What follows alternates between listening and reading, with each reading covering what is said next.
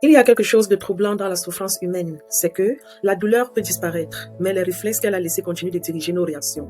Et ça fait qu'on ne souffre plus, mais on reste méfiant. On n'est plus blessé, mais on reste fermé. On n'est plus en danger, mais on vit encore comme si le danger rôdait autour. Et ce décalage, c'est exactement là que se cache l'esclavage intérieur. Alors, qu'est-ce qu'un esclavage intérieur? Dans cet épisode, j'aimerais t'emmener pas à pas dans ce que la Bible appelle une captivité intérieure et dans les signes concrets qui montrent qu'une partie de toi obéit encore à une ancienne voix. Et il est essentiel qu'on sache vraiment de quoi on parle, parce que avant de parler de liberté, il faut comprendre ce qui nous lie. Avant d'y renoncer, il faut voir, et avant de combattre, il faut discerner ce qu'on affronte réellement. Beaucoup imaginent l'esclavage comme étant quelque chose d'extérieur, c'est-à-dire une contrainte visible, une oppression évidente, un démon manifeste. Mais la vérité est tout autre. C'est que les captivités les plus profondes ne se voient pas. Elles vivent dans la pensée, dans les émotions, dans les réflexes, dans les habitudes de l'âme. Un esclavage intérieur, c'est tout ce qui continue de te gouverner. Après que Dieu t'a déjà libéré. C'est quand quelque chose d'ancien garde encore la permission d'influencer ton présent. Avant d'aller plus loin, permets-moi de te poser cette question. Selon la Bible, c'est quoi la racine de la captivité intérieure? Dans la Bible, l'esclavage n'est jamais seulement une condition sociale, mais plutôt un langage spirituel, moral et identitaire. D'ailleurs, le mot grec utilisé par Jésus dans l'évangile de Jean au chapitre 8 et au verset 34 est « doulos », ne faisant pas référence à l'employé maltraité, mais à l'esclave par nature, au privé de liberté, au soumis à un autre maître. Jésus ne parle donc pas seulement du péché comme d'un acte isolé dans ce passage, mais il parle du péché comme d'un maître intérieur qui façonne la manière de penser, d'aimer, de décider. Le verset dit « Quiconque se livre au péché est esclave du péché ». Et le verbe « se livrer » en grec signifie pratiquer, produire, continuer à faire. Autrement dit, tu deviens esclave de ce que tu répètes, de ce que tu pratiques, de ce que tu continues à faire. C'est pourquoi c'est un cycle ne cesse pas par la simple volonté, mais plutôt par une révélation. La liberté spirituelle est différente de la liberté intérieure. La Bible distingue deux niveaux de liberté. Premièrement, la liberté spirituelle. Ici, Dieu agit par le sang de Jésus et ce qui change, c'est ton statut devant lui, Dieu. C'est-à-dire tu es pardonné, tu es adopté et tu es réconcilié. C'est d'ailleurs ce que la Bible nous dit dans Jean 8 au verset 36. Si le Fils vous a franchi, vous serez réellement libre. Deuxièmement, la liberté intérieure est que Dieu agit par la vérité vécue. Qu'est-ce qui change ici? C'est ton fonctionnement intérieur, ta manière de penser, de réagir, d'aimer. Jésus a dit dans Jean 8, dans les versets 31 à 32, je paraphrase, « Si vous demeurez dans ma parole, vous connaîtrez la vérité et la vérité vous rendra libre. » Alors nous voyons ici que la première liberté est instantanée. Tu es racheté, tu es justifié, tu es adopté. Mais la seconde est progressive.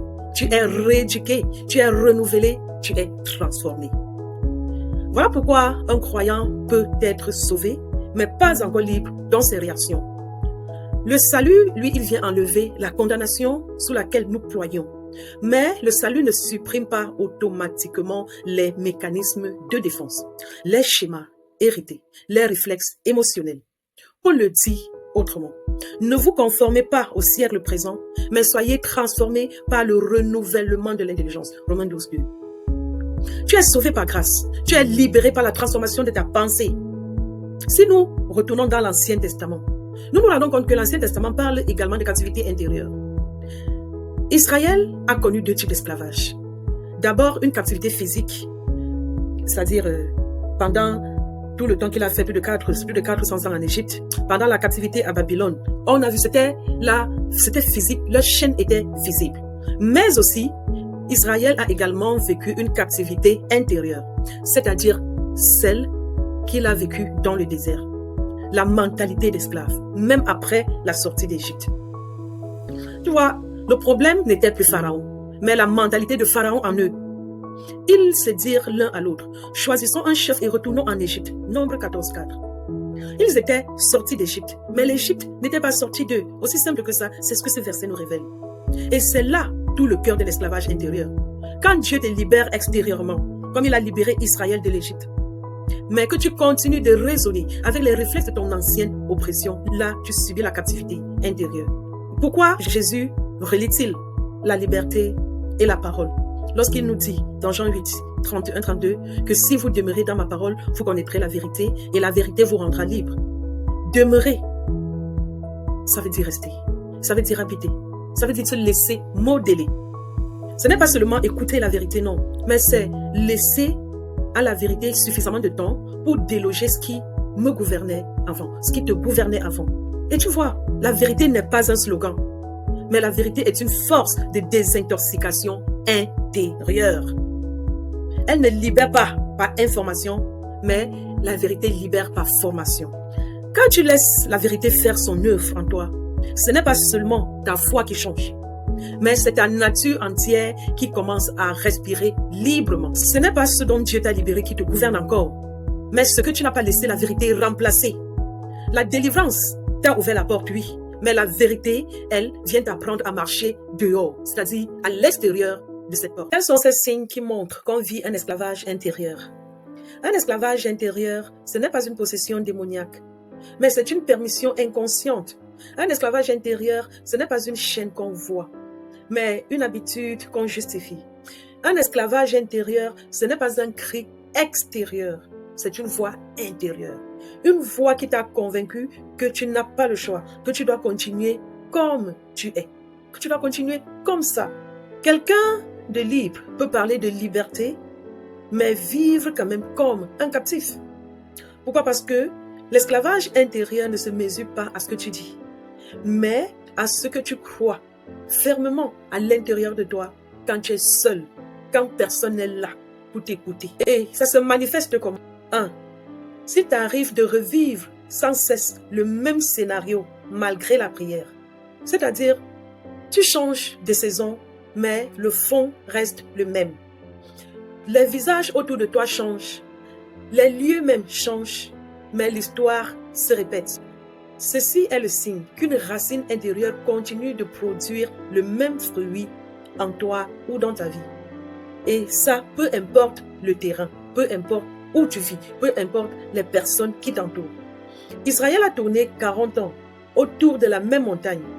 Non parce que Dieu les avait oubliés, non, mais parce qu'ils n'avaient jamais laissé Dieu changer leur mentalité. Dans Deutéronome 1,6, l'Éternel dit: vous avez assez longtemps demeuré autour de cette montagne. Levez le camp et partez. Entends Dieu te parler aujourd'hui. Tant que ton esprit reste programmé pour le désert, tu ne pourras pas marcher vers ta promesse. Deuxième signe, tu as peur d'être toi-même quand tu sens qu'on te juge. C'est le signe d'une identité façonnée par le regard des autres. Tu vis en réaction et non plus en conviction. Et cette peur de déplaire devient une laisse invisible. La Bible nous dit dans Proverbe 29, 25 que c'est un piège que de trembler devant les hommes, mais celui qui se confie en l'Éternel est en sécurité. La peur du jugement révèle souvent un ancien esclavage. Quel esclavage? Le rejet. Tu n'es plus esclave d'un maître, mais tu es esclave d'une image que tu veux préserver cette fois-ci. Troisièmement, tu t'épuises à tout contrôler parce que perdre le contrôle t'effraie. Tu veux tout anticiper, tu veux tout sécuriser, tu veux tout maîtriser, comme si la paix dépendait de ton effort. Mais derrière ce contrôle, il y a toujours une peur. La peur d'être trahi, la peur d'être blessé, la peur que Dieu ne gère pas aussi bien que toi ce qui te concerne. C'est la racine de ce que on appelle le syndrome d'Ève, c'est-à-dire vouloir prendre en main ce que Dieu avait déjà promis de gérer. C'est ce que Ève a fait dans Genèse 3. Vous serez comme Dieu. Satan l'a trompé comme ça.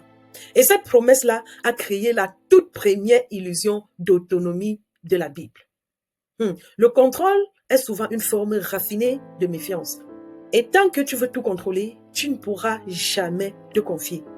Quatrième signe, tu ne supportes pas d'être incompris. Tu cherches à te justifier, à prouver que ton cœur est bon, que tes intentions étaient pures. Mais le besoin d'être compris devient une réelle prison.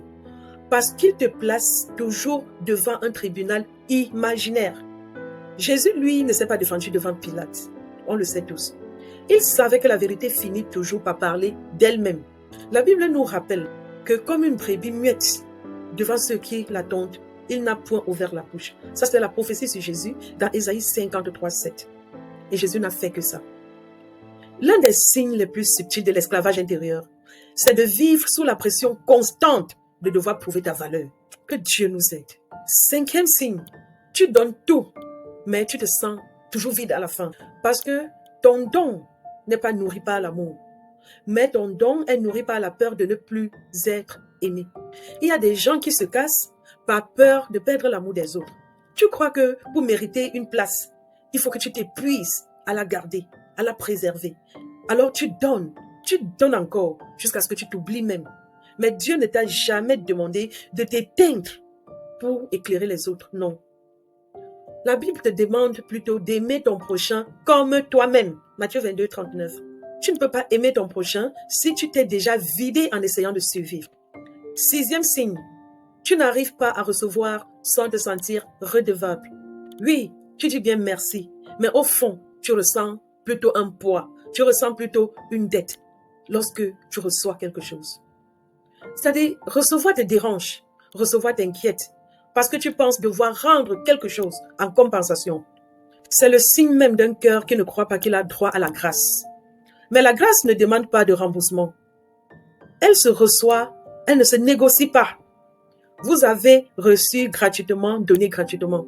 Pourquoi ne pas penser que les gens de qui tu reçois sont en train de donner gratuitement, comme ils ont également reçu gratuitement? Et ceci pourrait t'apprendre à recevoir. Parce que apprendre à recevoir, c'est accepter d'être aimé sans aucune condition. C'est souvent là que commence la vraie délivrance. Quand tu cesses de te débattre contre l'amour. Ces 6 signes que je viens de mentionner, parce qu'on ne s'est pas plongé profondément, ne sont pas des condamnations. Ne vois pas ça comme ça. Mais plutôt ce sont des alarmes. Des alarmes que le Saint-Esprit fait sonner aujourd'hui, afin de t'aider à revisiter tes fondations. Paul lui-même l'a dit, dans 2 Corinthiens 10, versets 4 à 5, que les armes avec lesquelles nous combattons ne sont pas charnelles, mais puissantes par la vertu de Dieu pour renverser les forteresses. Nous renversons les raisonnements et toute hauteur qui s'élève contre la connaissance de Dieu, et nous amenons toute pensée captive à l'obéissance de Christ. À partir de ce verset que nous venons de lire, nous comprenons que les forteresses ne sont pas seulement des démons, mais ce sont des systèmes de pensée, ce sont des réflexes émotionnels, des logiques héritées du passé. Et celles-ci forment des structures de survie qui t'empêchent de vivre dans la liberté d'un fils.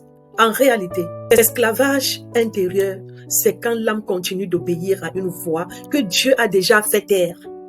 Et la délivrance véritable, c'est quand tu cesses d'écouter cette voix pour commencer à croire ce que le Père dit de toi. Oui, maintenant qu'on a reconnu c'est quoi les signes d'un esclavage intérieur, il est nécessaire que nous allions un peu plus loin. Parce qu'un grand nombre de croyants confondent effectivement ces 3 réalités, c'est-à-dire la douleur, le péché et la captivité.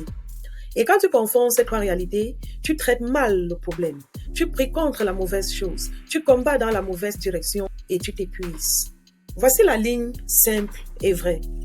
La douleur, c'est ce qui te fait souffrir. Le péché est ce qui te sépare de Dieu. Mais la captivité, c'est ce qui te gouverne. Lorsque nous parlons de douleur, nous faisons référence à quelque chose d'émotionnel, de psychique et parfois de corporel. La douleur est liée à ce qu'on t'a fait, à ce que tu as perdu, à ce qu'on t'a brisé. La douleur crie, la douleur brûle, la douleur pulse. Elle est visible et elle s'impose. Le péché, ça touche ta relation avec Dieu. Il construit un mur invisible dans ta communion. Quand tu pèches, tu te caches, tu t'éloignes.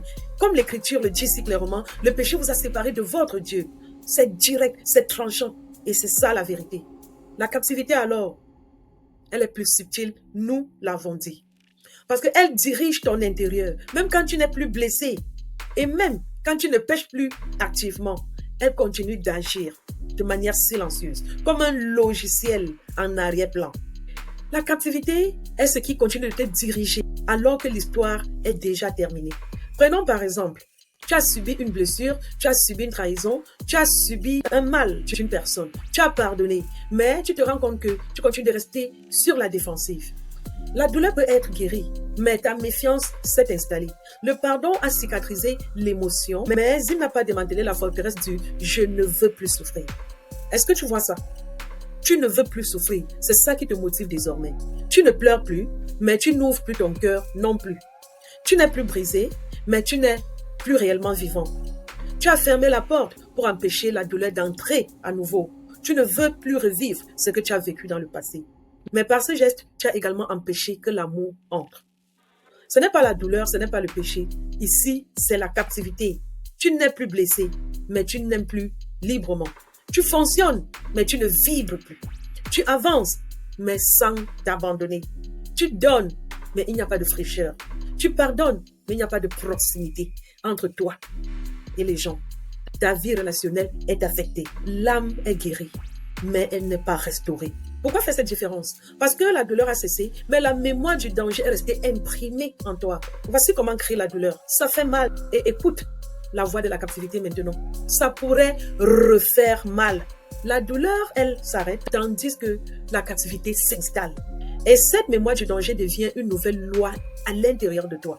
Elle devient un mécanisme de survie, elle devient une stratégie d'auto-protection, une manière de vivre constamment sur ses gardes. Tu crois que tu te protèges, mais en réalité, tu es en train de t'enfermer. Maintenant, comment Dieu agit-il face à ça?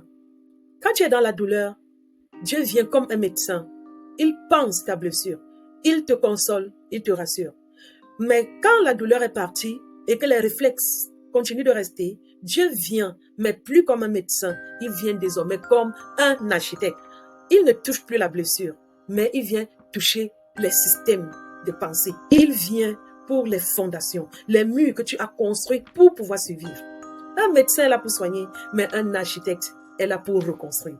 Lorsque une personne vit des captivités intérieures, il doit invoquer Dieu l'architecte, Dieu qui reconstruit. Et ici, nous voulons parler de la vraie délivrance. La vraie délivrance, ce n'est pas simplement quand tu ne souffres plus. La vraie délivrance, c'est quand tu redeviens capable d'aimer sans crainte, capable de faire confiance sans calcul, capable d'être toi sans te cacher, capable de donner sans t'épuiser, capable de recevoir sans dette, capable de vivre sans être piloté par ton hier. C'est là que l'âme cesse d'être guérie et commence enfin à être restaurée. À ce niveau, j'aimerais que de là où tu es, que tu respires un instant, que tu laisses ton âme se déposer. Tu viens d'entendre la vérité, mais maintenant, c'est ton cœur qui doit répondre. Ce n'est pas un exercice mental, mais c'est une invitation. C'est une entrée dans la lumière. Tu peux fermer les yeux et demander doucement au Saint-Esprit. Seigneur, montre-moi une zone de ma vie où j'ai réagi encore comme si j'étais esclave. Ne cherche pas à deviner, ne force rien.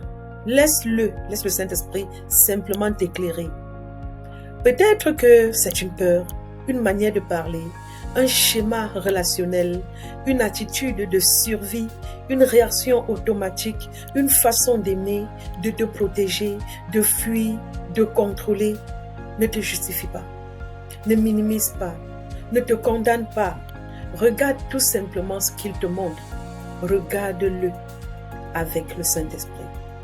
Car Dieu ne révèle jamais pour accuser, mais Dieu révèle toujours parce qu'il veut libérer. Maintenant, murmure dans ton cœur, ou alors tu peux murmurer à voix basse.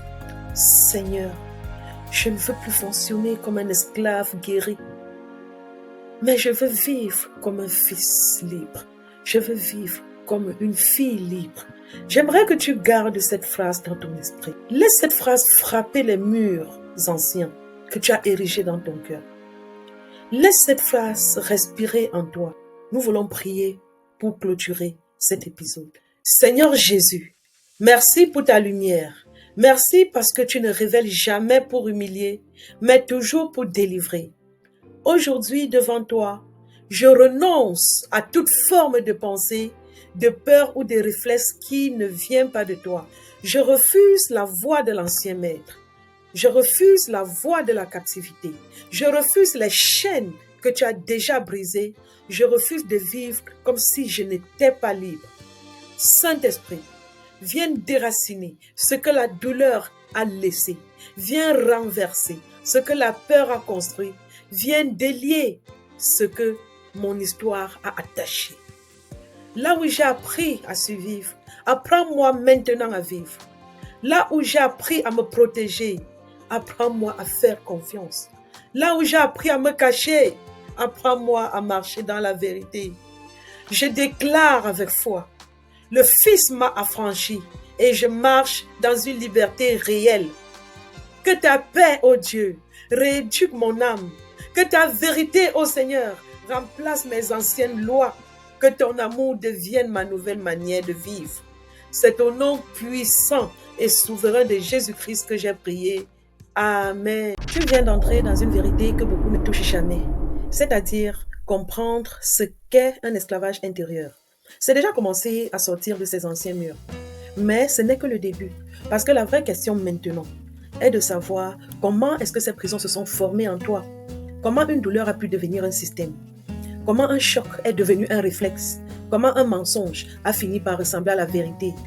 L'épisode 2 t'ouvre cette porte-là. On va décortiquer avec le Saint-Esprit le mécanisme spirituel et psychique qui fait qu'une blessure se transforme en forteresse, qu'une émotion devient une logique et qu'une saison douloureuse continue d'écrire l'histoire, alors que Dieu l'a déjà fermée. Si tu veux comprendre comment les prisons invisibles se forment dans le cœur, et surtout comment les empêcher de se reconstruire, ne manque pas la suite. Abonne-toi, partage ce contenu avec quelqu'un que tu veux voir libre et prépare surtout ton cœur. On avance ensemble, pas à pas, vérité après vérité. Ici, Dieu te répare, pas seulement, mais il te restaure pour que tu puisses régner. Bienvenue dans Intermovie, on se retrouve dans l'épisode 2.